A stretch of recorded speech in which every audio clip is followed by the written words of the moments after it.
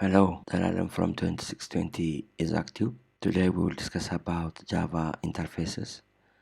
But before that, if you are new to my channel, please subscribe. And if you like the videos, like, comment and share.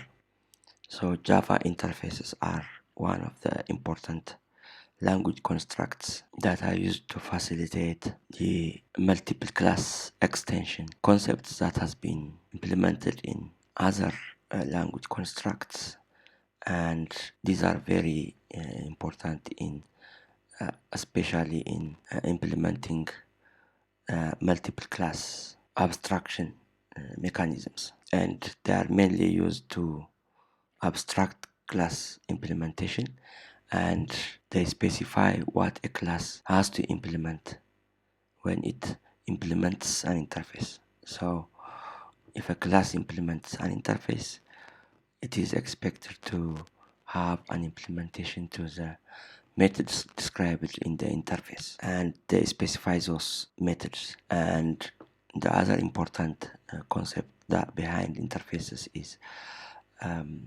they support dynamic method resolution during runtime.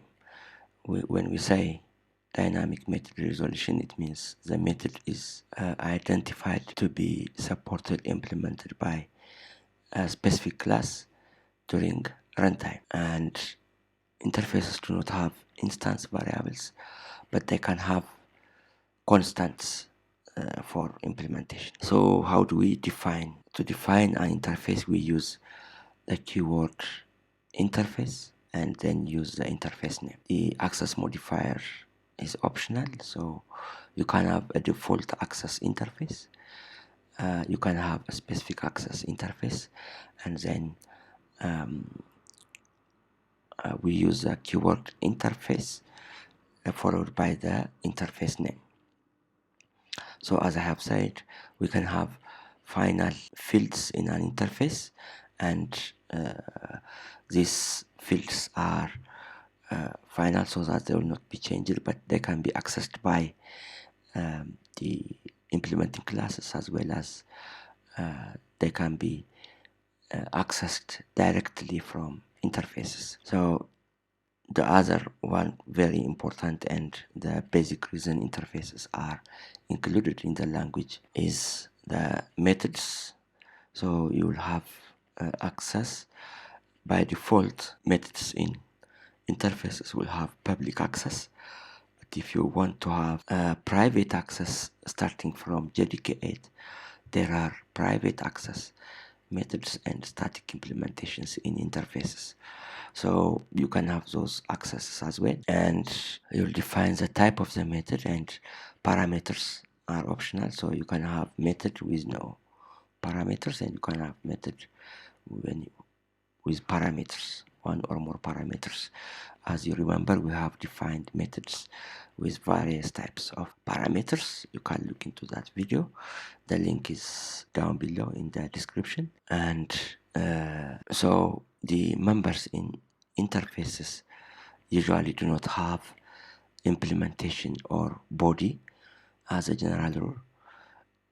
That means, as we have discussed in a class, abstract classes, we don't have implementation in methods of abstract classes commonly, but we can have methods with implementation.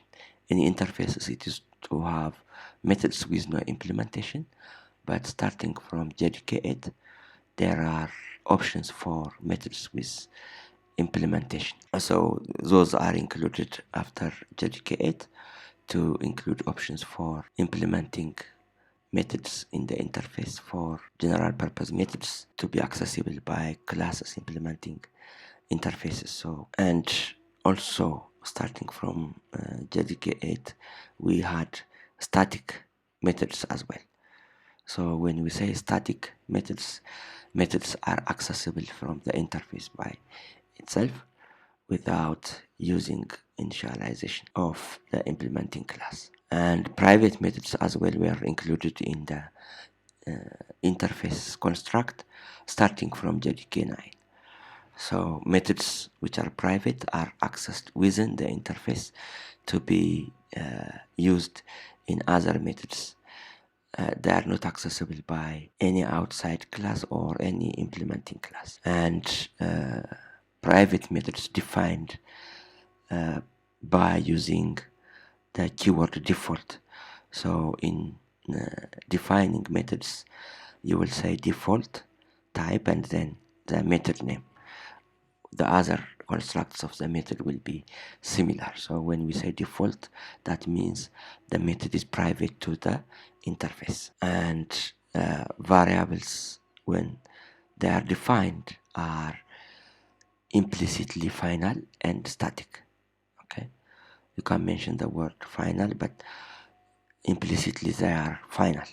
You cannot have other types of variables in interfaces because they will not be used to initialize the interfaces, because interfaces cannot be initialized. And as we have discussed, all members of interfaces are implicitly public, and implementing classes will access all the methods except default ones. As we have discussed, default ones are the private methods of interfaces, and they are only accessible within the interface. And when we implement interfaces, we use the keyword implements. We define the class and then class name, and then this will be followed by implements keyword, and then we will mention the interface or interfaces. That means we can implement one or more interfaces by a class, and an interface can be implemented by many classes as well. So here we have class name extends subclass name. That means we can have a class extended by the class we define before it implements interfaces. So always, if there is a class that is to be extended by the class we are defining, they have to come before implementing interfaces. Okay, so that's why it's put in options. So if you don't need to extend a class, then you'll continue with the implementation of interfaces. But if there is a class that we have to extend, we have to make it before implementing interfaces. Then we will use implements interface name, and then we will separate. If we have multiple interfaces to be implemented by the class, we will separate them with a comma, and then continue with their any number of interfaces to be implemented. So abstract classes also can be implementing interfaces. So implementation in abstract classes are partial because abstract classes cannot be instantiated, and methods can be implemented in abstract classes, and these abstract classes will be extended by other classes and initialized. So when the extending class initializes, it will use the implementation of the interfaces implemented by the abstract class. So like we have used in abstract classes, we can use their reference. That means the variable created by the abstract class can be used to initialize the subclass. Likewise, interface reference variables can be used to initialize an implementing class. Like the classes inheriting classes, interfaces also have inheritance constructs.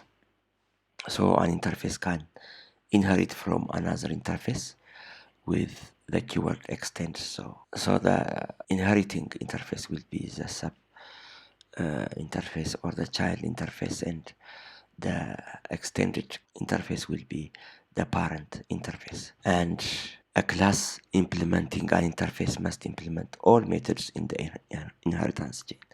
That means if an interface inherits from another interface, when we implement the child interface, the class is forced to implement the methods in the parent interface. Okay, so interfaces are very important construct in enforcing some language capabilities, and they are very critical. We will see them in our IDE, how to implement interfaces. This is what I have for you in this video. Thank you for your time.